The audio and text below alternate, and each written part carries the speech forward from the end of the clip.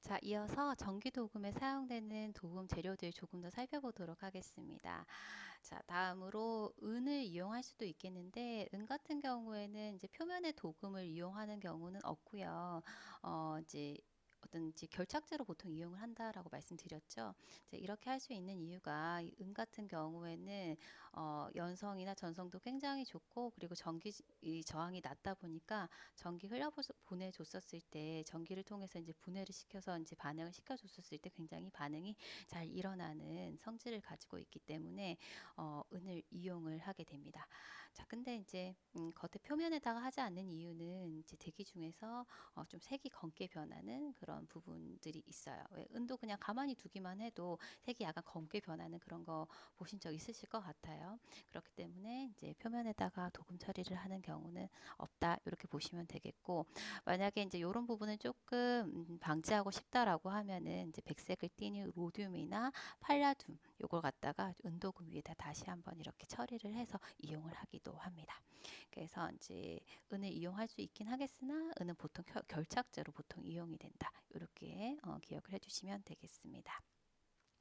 자, 그 다음에 이제 백금이 있죠. 플래티늄, PT 있는데, 백금 같은 경우에는 이제, 뭐 이런 이제 물성은 좋아요. 내산성, 내열성 좋고, 백색 고광택, 이제 아름답기도 하고 너무 좋지만, 좀 금액적으로 고가이기도 하고 굉장히 무겁기도 하고 그래서 안경테에서 이렇게 많이 사용되지 않고 보통 어떤 특수한 장식용으로 거의 이제 사용이 된다. 그래서 안경테에서는 주로 사용하지 않습니다. 그래서 백금을 대신할 수 있는 백금족 원소들이 있었었잖아요. 그래서 그런 것들을 대체를 해서 보통 사용이 된다 보시면 되겠습니다. 자, 어떤 것들이 있느냐? 백금속 원소 보시게 되면 로듐이나 뭐 팔라듐 이런 것들 있잖아요. 이런 것들이 충분히 백금의 컬러감을 갖다가 같은 어떤 그런 느낌으로 보여줄 수 있기 때문에 이런 것들을 이용을 해서 도금 처리를 해주게 되고요. 특히 로듐 같은 경우에는 잘 기억을 해주셔야 되는 게 도금 재료로서 굉장히 좋은 물성을 가지고 있어요. 이제 뭐 화학적으로도 굉장히 안정적이다. 뭐 여러 가지 주변 환경에 대해서 어떤 자기 성질이 변하지 않는 안정성을 띠고 있고, 그리고 경도도 좋고 긁힘도 잘 없고, 그리고 반사율이 좋다. 음, 안경 렌즈에서는 반사율이 크면은 투과율이 떨어지기 때문에 안 좋지만, 안경테에서는 반사가 잘 일어나는 것은 굉장히 이제 장식적인 부분에 있어서 만족도를 높일 수 있잖아요. 반짝반짝 빛나니까. 그래서 반사율이 굉장히 좋기 때문에 좋은 도금 재료이기도 하고요. 또 이제 좋은 점이 뭐냐면은 굉장히 얇게 퍼지는 성질이 있어요. 그래서 도금막을 입힐 때 굉장히 얇게 할 수 있거든요. 금을 절약할 수 있어요. 그렇기 때문에 그런 부분에 있어서도 경제적이기 때문에 이제 백색의 어떤 도금 피막을 형성하고 싶다라고 했었을 땐 주로 로듐을 이용을 한다. 이렇게 보시면 되겠습니다.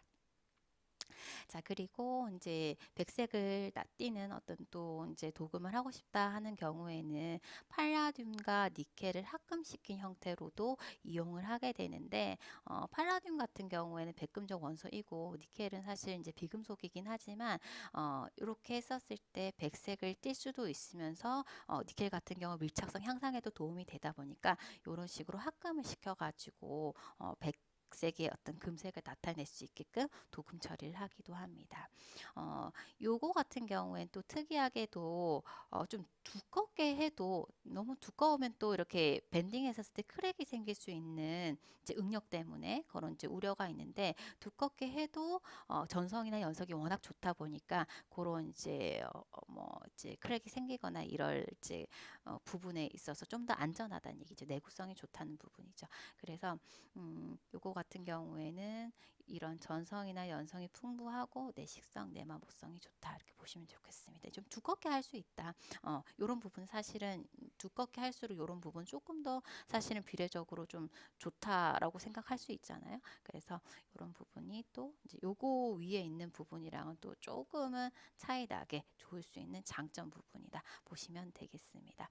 참고로 이렇게 했었을 때 이제 화이트 플레이트라고 해서 WP로 이제 표기가 된다. 이것도 같이 기억을 해주시면 좋겠습니다. 자, 이렇게 해서 전기 도금에 주로 이용되는 도금 재료들의 특성을 이제 쭉 한번 정리를 해봤습니다.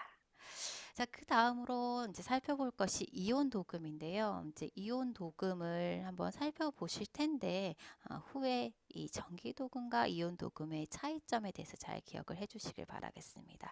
자, 이온 도금 같은 경우에 이온 플레이팅 해서 보통은 IP로 표기를 하는데, 안경테에서 이온 도금을 할 때 이용되는 재료가 티타늄이다 보니까 TiIP로 표기하기도 합니다. 그래서 둘 다 이용할 수가 있고요. 지금 보시는 것처럼 여기 안이 진공 챔버예요. 진공 상태에 있는 곳인데, 그래서 이제 도금 처리하는 방식이 건식에서 도금을 하다 보니 이제 건식 도금 방식을 이용을 한다. 이렇게 정리를 해주시면 되겠습니다. 자, 이건 어떻게 하느냐 하면 지금 보시면은 지금 기본 재료가 되는 티타늄이 있고, 이 티탄을 전자통을 이용을 해가지고 충격을 주게 되면 이제 티탄 이온이 되거든요. 지금 이렇게 이온화된 거 확인하실 수가 있어요. 예, 이걸 갖다가 지금 위에 금속태가 걸려 있죠. 여기 이제 마이너스 극인데 이쪽으로 이제 보내서 막을 형성할 수 있게끔 하는 방식입니다. 이때 이제 티탄 외에 질소라든지 아세틸린 가스를 갖다 반응을 시켜주면 각각 다른 컬러의 어떤 피막을 형성을 할 수가 있는 거예요. 자, 지금 이러한 방식을 진공 증착 방식이라고 하는데, 혹시 이 진공 증착 방식 어디서 많이 들어본 기억이 있지 않으신가요? 제가 이제 그 안경 렌즈 같은 경우에 특히 AR 코팅, 이제 반사 방지막 코팅 할 때도 이 동일하게 진공 증착 방식이 이용되기도 하고, 또 이제 염색을 하는 방식에 있어서도 진공 증착 방식을 이용한 염색 방식이 있습니다. 그래서 하는 방식이 똑같아요. 똑같은데 여기에 사용하는 재료, 뭐 지금 안경테 같은 경우에는 티타늄을 이렇게 전자총을 이용해서 충격을 줘서 이온화 시켜가지고 이제 이렇게 피방을 형성시킨 거고, 만약에 뭐 AR 코팅 할 때는 AR 코팅 할 수 있는 재료를 이용을 하는 거고, 염색을 할 때는 염색하고자 하는 염료 이제 재료를 이용을 하는 거고, 그래서 재료만 달라지는 거지 하는 방식은 똑같아요. 그래서 다양하게 이용할 수 있는 방식이 되겠습니다. 자, 그래서 이렇게 하는 방식이고요. 조금 더 이 내용에 대해서 세부적으로 한번 정리를 해보게 되면은, 자, 이온 도금 같은 경우에는 이제 진공 방전 증착 장치, 진공 챔버에서 이온화시킨 증착 물질, 여기에서는 저희는 티탄이 되겠죠. 티탄을 갖다가 이온화 시키는 거죠. 이것을 마이너스 극에 장착된, 지금 여기 보게 되면 안경테가 걸려 있는 거 확인하실 수 있는데, 요거는 마이너스 극에 장착을 시킵니다. 여기에다가 이제 증착시키는 방식이다. 이렇게 보시면 되겠고, 주 재료가 되는 거는 티타늄인데, 이 티타늄에다가 질소나 아세틸렌 가스를 함께 전기화학적으로 방전 유발을 시켜서 컬러를 이제 다양한 이제 도금 피막을 만들게끔 해주는데요. 자, 어떻게 되느냐 지금 보시게 되면은, 자, 이온화된 티탄에다가 질소가스를 이렇게 반응을 시켜주게 되면 지라 티타늄 피막이 형성이 되면서 황금색이 나타납니다.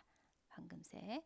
자, 그런데 이 이온화시킨 티타늄에 아세틸린 가스를 반응시켜 준다라고 하면은 탄화티타늄 피막이 형성이 되는데, 이때는 은색깔의 피막으로 나타나는 거죠. 어떤 것을 반응시켜 주느냐에 따라서 조금은 다른 색깔로 나타난다는 얘기입니다. 자, 그러면 이 두 가지가 혼합된 상태로 해주게 되면은 시아나 티타늄 피막이 형성이 되면서 갈색이나 회색이 만들어지게 되는데, 이거는 이 질소나 아세틸렌 가스를 어느 정도의 비율로 이렇게 혼합을 주느냐에 따라서 이렇게 이제 색상은 달라질 수가 있어요. 그래서 이렇게 이온 도금 했었을 때 만들어내지는 색상은 크게는 네 가지 컬러로 생각을 하시면 됩니다. 황금색, 그리고 은색, 회색, 갈색. 근데 이걸 어떻게 반응시켜 주느냐에 따라 약간의 감도는 달라질 수가 있겠지만 크게 네 가지 컬러로 만들어진다. 그래서 앞에서 봤었던 전기도금이랑 비교를 했었을 때는 이제 컬러의 다양성 부분이라든지 컬러의 퀄리티 부분 같은 경우에는 조금 떨어집니다. 어, 전기 도금을 이용했었을 때 좀 더 다양한 컬러로 그리고 조금 더 아름다운 색조로 그렇게 이제 도금막을 갖다 형성할 수는 있어요. 그래서 그 컬러 부분에 대해서는 조금 이제 떨어지는 부분이 있다. 이렇게 좀 기억을 해주시면 될 것 같습니다. 그래서 티타늄을 기본으로 해서 질소 아세틸렌가스. 그래서 여기 보게 되면은 질소 아세틸렌가스. 이렇게 적어주시면 되겠죠. 이렇게 반응시켜서 코팅막을 형성시킬 수 있다. 이렇게 보시면 되겠습니다. 자, 이렇게 하는 방식이 이온 도금 방식이고요.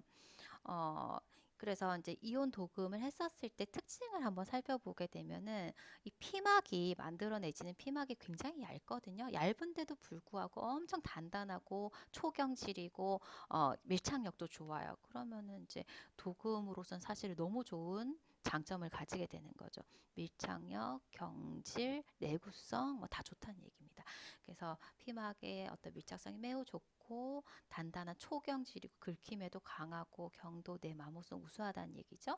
자, 그리고 색상을 보게 되면은 황금색을 주로 해서 회색, 갈색 다양한 색상을 얻을 수 있다 이렇게 적혀 있지만 실제적으로 한 4가지 컬러 크게는. 그래서 색상 부분에 있어서는 4가지 정도인데 앞에 있는 전기도금을 비교를 했었을 때는 이 컬러의 다양성 부분이나 퀄리티는 좀 떨어진다. 이렇게 기억을 해주셔야 되십니다.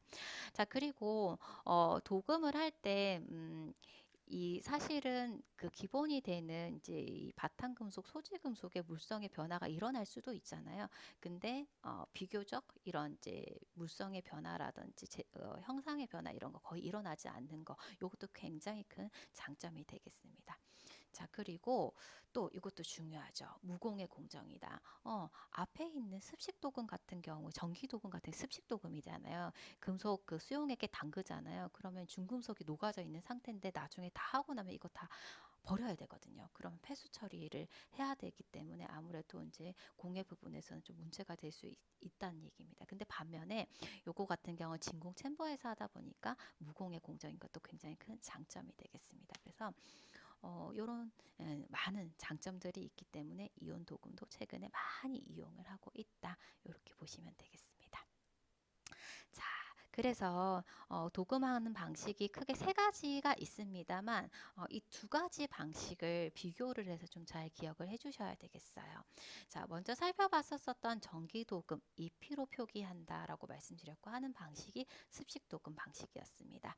조금 전에 살펴봤었던 이온도금은 IP, TIIP로 표기를 하고 건식도금 방식입니다. 이제 비교해 주시고요.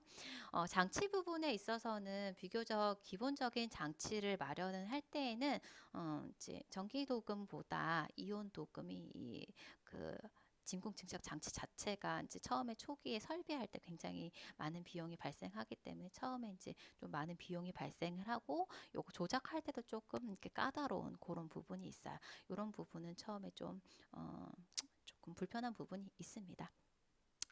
자, 프로세스를 보게 되면 요건 전기분해 방식을 이용을 하고 요거는 진공 플라즈마 방식을 이용을 한다 보시면 되겠고, 자, 공해 부분에 있어 가지고 전기도금은 이제 다 하고 나서 이제 폐수 처리를 해야 되기 때문에 요런 문제점이 있지만 이온 도금은 무공해다. 이거 너무 좋은 장점이죠. 그죠? 장점이고요. 그리고 이렇게 도금 처리를 했었을 때 만들어내지는 도금에 있어서 밀착성, 내식성, 내마목성, 이온 도금이 훨씬 좋습니다. 너무 큰 장점이죠. 자, 그리고 피막의 어떤 성질들을 보게 되면은 어쨌든 이제 뭐 전기 도금이든 이온 도금이든 이온화를 시켜가지고 이온된 이 금속들이 이온들이 이 피도금체인 안경테에 가서 이렇게 이제 막을 형성을 하는 거잖아요. 이렇게 됐었을 때 이온 도금이 훨씬 더 조밀하게 이 도금막을 형성을 하는 거죠. 이온들이 갖다 붙는 거죠. 그래서 고밀도이다 보니 피놀이 적기 때문에 내부식성 면에서도 훨씬 더 안전할 수 있는 거죠. 그죠? 안전할 수 있다. 경도도 물론이죠. 그죠? 요런 부분. 요런 이제 성질을 가지고 있기 때문에 요런 이제 내식성, 내마모성이 이제 확보가 된다라는 얘기입니다. 그리고 요것도 마찬가지고요. 다 같은 얘기가 되겠습니다. 자, 그리고 이제 사용할 수 있는 이제 범위를 보게 되면은 전기도금 같은 경우엔 전기를 흘려보내줘야 되다 보니까 금속에 한해서만 사용할 수 있는 반면에 이온도금 같은 경우에는 금속뿐만이 아니라 유리나 세라믹, 플라스틱 굉장히 다양한 범위에서 다 이용을 할 수가 있기 때문에 이런 것도 큰 장점이 되겠습니다. 자, 다 너무 좋은데, 이제 전기도금이랑 비교했었을 때 조금 이제 단점이라고 하면은 컬러의 다양성 부분이라든지 컬러의 퀄리티 부분에 있어가지고 조금 떨어진다. 이런 부분이 있죠. 보시면 되고, 주요 대상품을 보게 되면은 이제 뭐 지금 사실은 요것도 뭐 너무너무 다양하겠지만 일단 사용할 수 있는 범위 자체가 이온독이 훨씬 더 넓기 때문에 굉장히 더 넓은 범위에서 이게 이용이 된다. 이렇게 보시면 되겠습니다.